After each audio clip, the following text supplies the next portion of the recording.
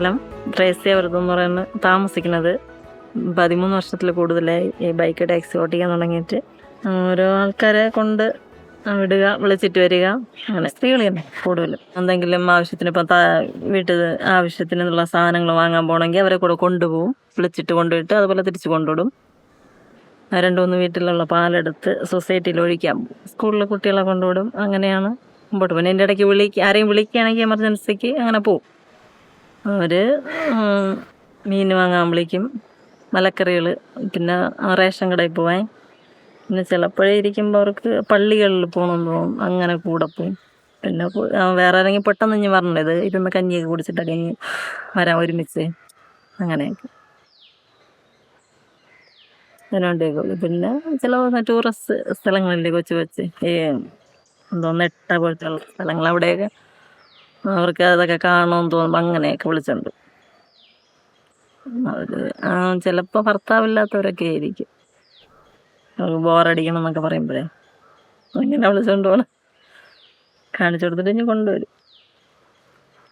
പിന്നെ നമ്മൾ അവർ ഒരുമിച്ച് അവിടെ ചെന്നിരിക്കും. അങ്ങനെയുള്ള 1-2 ചേച്ചിമാരുണ്ട്. എല്ലാ പ്രായത്തിലുള്ളവരും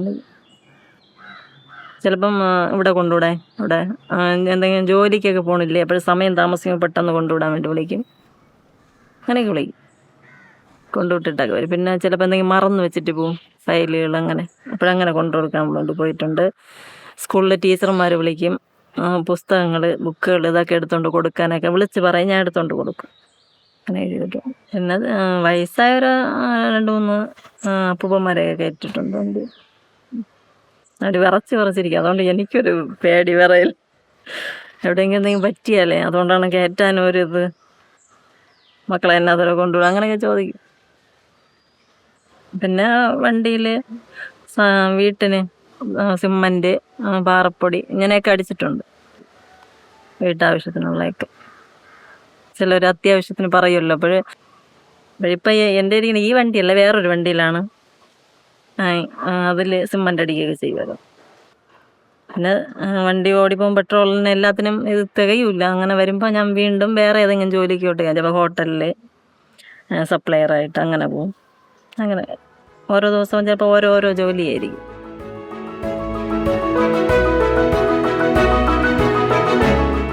ബസ്സില്ല അങ്ങോട്ട്. ആദ്യം ബസ്സുണ്ടായിരുന്നു, പഞ്ചായത്തൊക്കെ അവർ വിട്ടത് തന്നെ.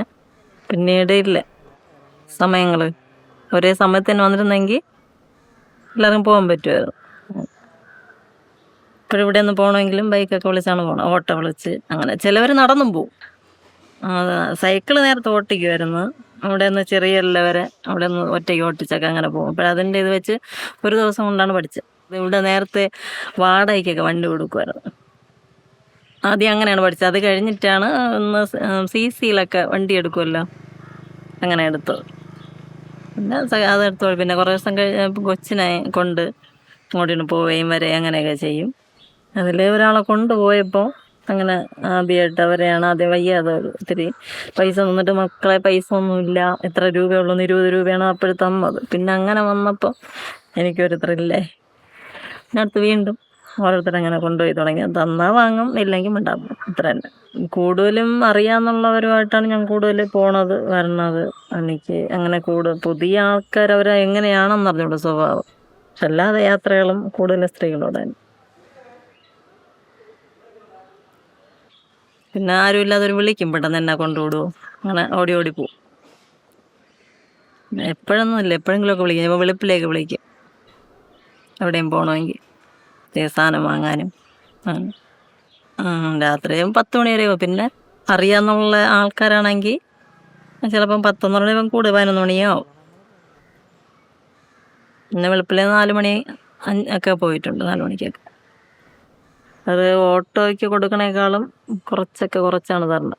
ഇപ്പോൾ ഓട്ടോയ്ക്ക് 100 കൊടുക്കണമെങ്കിൽ എനിക്ക് 50 രൂപ തരും. ചിലപ്പം ഒരെണ്ണം കാണും, ചിലപ്പം 3 കാണും, 4. അത് അവർ വിളിക്കും പോലെ ഇരിക്കും.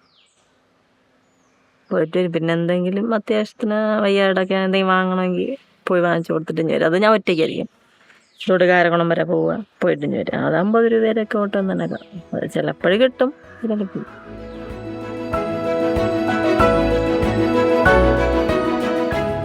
അപ്പോഴ് അച്ഛന് വയ്യാത്തതുകൊണ്ട് വീട്ടിൽ പ്രാരാബ്ദങ്ങളൊക്കെ ഉണ്ടായി.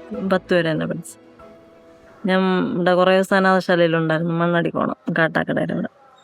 പിന്നെ നേരെ അമ്മയെ സഹായിക്കാനും മൊത്തത്തിൽ ഇങ്ങോട്ട് കയറി. പിന്നെ അപ്പോൾ പാലെടുക്കാനൊക്കെ പോവും, മീൻ വിൽക്കാൻ പോയിട്ടുണ്ട്, മലക്കറി കടയിൽ, എല്ലാം ഏകദേശം എന്നെ കൊണ്ട് പറ്റുന്ന രീതിയിലൊക്കെ കൂടെ നിന്ന്. പിന്നെ തുണിക്കടയിൽ, പിന്നെ പിള്ളേരെ നോക്കാൻ പോയിട്ടുണ്ട്, ഡേ കെയറിൽ നിന്നിട്ടുണ്ട്, വണ്ടി പഠിപ്പിക്കാൻ പോവും. അങ്ങനെ പിന്നെ ഓരോ ജോലി ചെയ്ത് ഇത്ര വരെ എത്തി. പിന്നെ അനിയത്തി അയച്ചു, പിന്നെ സ്വന്തമായിട്ട് വീടൊക്കെ വെച്ച് അങ്ങനെയൊക്കെ ഇപ്പോഴത്തെ തലമുറയുടെ വെളിയിലൊക്കെ ഇറങ്ങി അങ്ങനെ തുടങ്ങിയത്. നേരത്തെ ഇവിടെയൊന്നുമില്ല, എന്നെയും അങ്ങനെ അധികം ഒന്നും വിട്ടില്ല. ഇവിടെ വീട്ടിൽ ഇരിക്കാൻ തന്നെ 6 മണിക്ക് ശേഷം ഇറങ്ങല്ല, അങ്ങനെയൊക്കെ തന്നെ പറഞ്ഞു. ഇപ്പം പിന്നെ ഞാനങ്ങ് ഓരോന്ന് ചെയ്തത് ഞാൻ തന്നെ അങ്ങ്, പിന്നെ അവർക്കൊരു താങ്ങായപ്പോൾ അവരും പിന്നെ എൻ്റെ കൂടെ അങ്ങ്. വീട്ടിൽ കൊച്ചിലെ മുതൽ ഫുള്ളായിട്ട് വീട്ടിലെ കാര്യം നോക്കി അങ്ങനെയൊക്കെ വരും.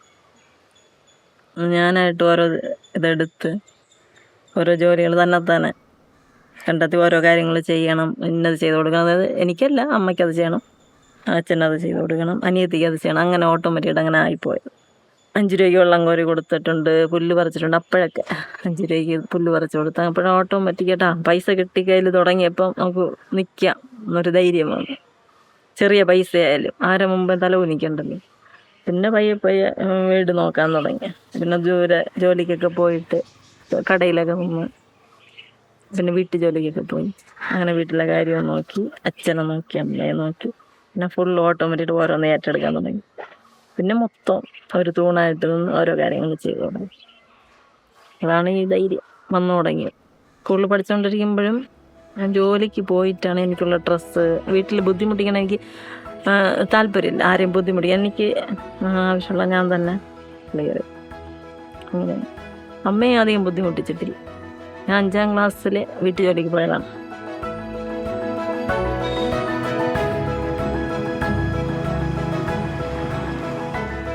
എല്ലാവരും വിചാരിക്കും അവിടെ അങ്ങോട്ട് ഓടണം ഇങ്ങോട്ട് ഓടണം, പൈസ അങ്ങനെ ഒന്നുമല്ല വന്നോണ്ട്. ഒന്നുമില്ല, കിട്ടിയാ കിട്ടി, ഇല്ലെങ്കിൽ അത്രേ ഉള്ളൂ. പിന്നെ ഞാൻ പറഞ്ഞില്ലേ, ചിലവർ എല്ലാം തരും, അത് വാങ്ങും. പിന്നെ ചിലവരിങ്ങനെ വിഷമം പറയുമ്പം എൻ്റെ വിഷമങ്ങളൊക്കെ ഞാൻ അങ്ങ് മറന്നു പോകും. അവരെ വിഷമം വലുതായിട്ട് ഞാൻ അങ്ങ് എടുക്കും. അതാണ് ഇതിൽ പറഞ്ഞത്. ഇതിൽ വേറെ ഒന്നുമില്ല. അവർ പറയണെല്ലാം ഞാൻ കേൾക്കുമ്പം എൻ്റെതൊന്നും അല്ലാതായിപ്പോൾ എല്ലാ പ്രശ്നങ്ങളും കേട്ടിട്ട് വരുമ്പോൾ എനിക്ക് സത്യം പറഞ്ഞാൽ ഒരുമാതിരി തലവരിപ്പും വല്ലാതെയും എല്ലാം വരും. ഞാൻ അങ്ങനെ വരുമ്പോൾ വണ്ടി എടുത്തിട്ട് ഏതെങ്കിലും ഒരു പള്ളിയുടെ അവിടെ അല്ലെങ്കിൽ വണ്ടി എടുത്തുകൊണ്ട് കുറേ നേരം ഓട്ടിച്ചിട്ട് പിന്നെ അല്ലെങ്കിൽ പിള്ളേരുടെ ഇടയിൽ വല്ല തമാശകളോ കളികളോ അങ്ങനെയൊക്കെ പറഞ്ഞ് ചെയ്തിട്ട് അപ്പോൾ പയ്യെ അങ്ങ് എൻ്റെ വിഷമം അങ്ങ് തന്നെ ചെയ്തിട്ട് ഞാൻ ഇനി വരും. അങ്ങനെയാണ് ചെയ്യണത്. എല്ലാവരും പൈസയ്ക്ക് വേണ്ടിയില്ല ഇപ്പം ഈ കാലഘട്ടത്ത്, എല്ലാവർക്കും പൈസയാണ് മെയിനായിട്ട്. ഞാൻ നോക്കിയപ്പോൾ അല്ലാതെ ആരും ഒന്നും ചെയ്യില്ല. കാര്യങ്ങളങ്ങ് നടന്നു, അത് അത്യാവശ്യം നമുക്ക് അന്നൊന്ന് ജീവിക്കേണ്ട കാര്യങ്ങളങ്ങ് നടന്നു പോയാൽ മതി, അത്രേ ചിന്തിച്ചിട്ടുള്ളൂ. ഞാനും ഇങ്ങനെ ഒരുപാട് ഉണ്ടായിട്ട് വന്നതൊന്നുമല്ല. ഇത്രയും ദിവസം ദൈവം വച്ചിരിക്കുന്നില്ലേ, അതുപോലെ പിള്ളേരുടെ കാര്യമായാലും എൻ്റെ കാര്യമായാലും എൻ്റെ ചേട്ടൻ്റെ കാര്യമായാലും എല്ലാം ദൈവം നടത്തുമെന്നൊരു വിശ്വാസം എൻ്റെ പുറത്തങ്ങ്. അപ്പോൾ ഞാനും അവരും തമ്മിൽ അറിഞ്ഞാൽ മതിയല്ലോ നമ്മൾ ചെയ്യണ സഹായം. അങ്ങനെ പിന്നെ അത് ദൈവത്തിനും അറിയാമല്ലോ. അതിൻ്റെ ഒരു ഇതിൽ പോകാനാണ് താല്പര്യം. അപ്പോൾ വലത് കൈ ചെയ്യണത് ഇടത് കൈ അറിയാൻ പാടില്ല എന്നൊരിത് എനിക്ക് എപ്പോഴും ഉള്ളിലങ്ങനെ കിടക്കണത് അതുകൊണ്ടാണ് ഇങ്ങനെ പോണത്. ചിലവരൊക്കെ പറഞ്ഞെങ്കിൽ വേറെ പണി ഇല്ലാത്തതുകൊണ്ടാണ് നീ ഇത് ചെയ്യണത്. ഇപ്പോഴത്തെ കാലത്ത് ആരും ഇങ്ങനെ ചെയ്യാൻ പോകില്ല. എന്തോന്നു ഇനി വരും വീട്ടിലെ കാര്യം. അവർ നമുക്ക് 2 പെൺപിള്ളേരാണ്, നീ പൈസയൊക്കെ വാങ്ങിച്ചിട്ട് വല്ല ജോലിക്കായിട്ട് പോകുമെന്നാണ് പറയണത്. പക്ഷെ എനിക്ക് പറ്റണില്ല. അപ്പം ഇങ്ങനെയാണ് ഞാൻ ഇരിക്കുന്നത്. പിന്നെ ഇങ്ങനെ ചെയ്ത് കൊടുക്കുമ്പോൾ എനിക്കൊരു സന്തോഷം, ഒരു പ്രത്യേക ഒരു സന്തോഷം തന്നെ അതൊക്കെ ചെയ്ത് കൊടുക്കുമ്പോഴേ. ഇനിയിപ്പം ഇങ്ങനെ തുടർന്ന് പോവും, ഇനി മാറ്റാൻ പറ്റൂല, പിന്നെ ആയിപ്പോയില്ലേ.